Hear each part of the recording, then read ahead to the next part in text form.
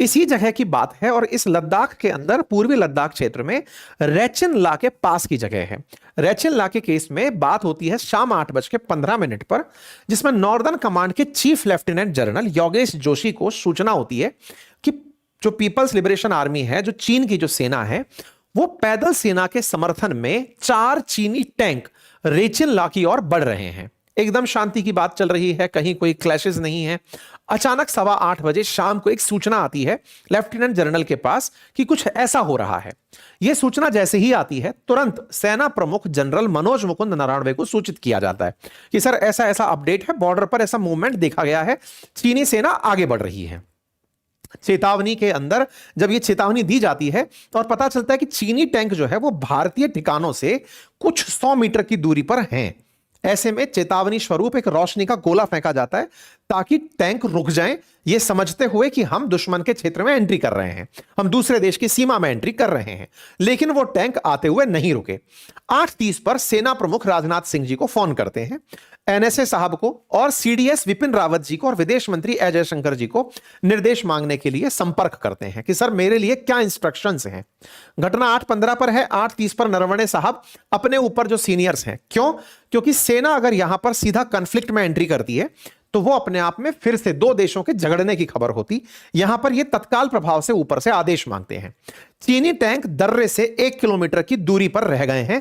यह बात इन्होंने अपनी तरफ से अपने सीनियर्स को 9:10 पर बताई। 9:25 पर रक्षा मंत्री को इन्होंने फिर कॉल किया और कहा कि स्पष्ट निर्देश दीजिए सर, क्या करना है।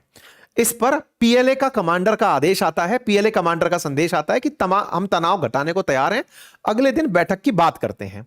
चीनी प्रस्ताव रक्षा मंत्री और एनएसए के बीच में पहुंचाया जाता है कि सर वो लोग बोल रहे हैं कि जो कॉन्फ्लिक्ट है हम इसको रिजॉल्व करने के लिए रुक रहे हैं, आपका क्या आदेश है।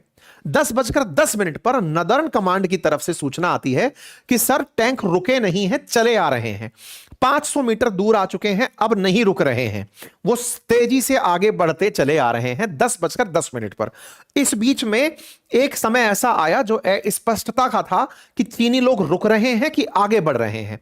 लेकिन 10:10 पर यह जैसी जानकारी आती है कि सर अब उन्हें रोकने का एक ही तरीका है कि हम भी मीडियम आर्टिलरी फायर करें, गोला दागें और कहें कि रुक जाओ, वहीं रुक जाओ, अब यहां से आगे अगर बढ़ोगे तो फिर आप युद्ध मोल ले लोगे। एक सबसे जरूरी बात और वो ये कि एक छोटा सा कार्य जो हम अक्सर आपसे रिक्वेस्ट करते हैं वो है चैनल को सब्सक्राइब करने का। मेरे प्यारे साथियों, जहां आप मुझे सुन रहे हैं उसके नीचे एक सब्सक्राइब का बटन दिया हुआ है, जिसे दबाने में कोई खर्च नहीं आता, आपका समय लगता है 2 सेकंड का, लेकिन आपकी ये 2 सेकंड की कीमत हमारे लिए हौसला बनती है। अगर आप इस छोटे से काम को करते हुए आगे बढ़े तो ये हमारे लिए बहुत ही सकारात्मक रहेगा, हमारे हौसले को बढ़ाएगा, हम आप तक और अच्छा काम लेकर पहुंचेंगे ये और सुनिश्चित करेगा। आइए आगे बढ़ते हैं। 10 से 10:30 के बीच में सेना मुख्यालय में विकल्पों पर गहन चर्चा होती है कि अब क्या किया जा सकता है, हमें इस पर क्या रिएक्ट करना चाहिए। पूरा की पूरा नदर्न फ्रंट हाई अलर्ट पर चला जाता है। इस बीच में 10:30 पर रक्षा मंत्री का फोन आता है और कहते हैं कि प्रधानमंत्री नरेंद्र मोदी का स्पष्ट निर्देश है, जो उचित समझे वो करो। अब बड़ा इंटरेस्टिंग वाकया यह है साथियों, प्रधानमंत्री का जिक्र और रक्षा मंत्री का जो जिक्र है वो जिस लहजे में यहां पर है, प्रथम दृश्यता जब आप इसे पढ़ते हैं तो यह प्रतीत होता है कि प्रधानमंत्री ने फ्री हैंड दे दिया। प्रधानमंत्री ने अपनी तरफ से नरवणे साहब से कहा कि आपको जो ठीक लगे करो, और सेना को यही दिया भी जाना चाहिए। आप उन्हें निर्देश ना दें कि आप पीछे हट जाएं, आप रुक जाएं, वेट करें, देखते हैं कितना आगे तक आते हैं, इंतजार करिए। सेना के लिए जो सबसे अच्छा आदेश माना जाता है कि आप अपने विवेक का इस्तेमाल करो, अगर आपको लगता है कि आपने फायर करना था कर दो, यही सबसे बड़ा बॉस माना जाता है। मैं खुद वर्दी वाली जॉब में रहा हूं तो मुझे इस बात का अनुभव है कि आपके सीनियर्स जब आपको यह आदेश दे देते हैं कि टेक योर कॉल, तो उस समय मतलब यह होता है कि आप फील्ड ऑफिसर आप हो, आप डिसाइड करो कि क्या फैसला करना है। इसमें आपको इंस्ट्रक्शंस का इंतजार नहीं करना है, आपने फायर भी कर दिया तो वो अब आपके ऑफिसर्स भी डिफेंड करेंगे। ऐसे में प्रधानमंत्री ने इन्हें यह जो आदेश दिया, यह एक सकारात्मक आदेश के रूप में ट्रीट होना चाहिए। लेकिन अपोजिशन की तरफ से जो सवाल है वो ये कि आपने इतना देर भी क्यों लगाया। रक्षा मंत्री का 2 घंटे का समय, अब लगभग ये घटना 8:15 पर शुरू हुई है, 10:30 पर यानी कि 2 घंटे 15 मिनट का रेस्पॉन्स टाइम भी क्यों लिया गया, जबकि इस बीच में सारी की सारी स्तर पर तैयारियां पूरी होनी शुरू हो चुकी थी।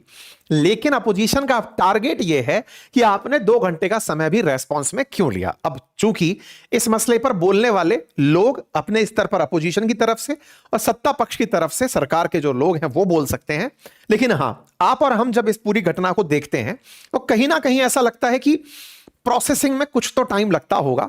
प्रधानमंत्री किसी बैठक में बैठे हैं, रक्षा मंत्री किसी बैठक में बैठे हैं और अचानक उन तक सूचना पहुंच रही है और यह कॉल भी लेना है कि कल सुबह देश को बताना है कि युद्ध शुरू हो चुका है। यह जानकारी देने से पहले यह प्रोसेस करना कि इसके प्रोज क्या होंगे, कॉन्स क्या होंगे, किस देश को सूचित करना है, कौन से फ्रंट पर क्या क्या सुनिश्चित करना है, और उसके बीच में यह कॉल दे देना है कि डू व्हाट्सोएवर यू नीड, कर दो जो ठीक लग रहा है।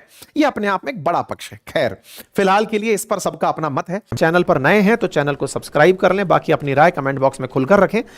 गुजारिश बस यही रहेगी कि आप जितना संभव हो अपने साथियों के साथ इस सेशन को साझा करें। इतनी एनर्जी आपके साथ खर्च करते हैं, उसके रिवार्ड में ना तो कोई लाइक मिलता है, ना शेयर मिलता है, ना सब्सक्राइब मिलता है। मोटिवेशन अगर किल कर दोगे बॉस, तो फिर यार इतनी मेहनत करने का मन नहीं करेगा।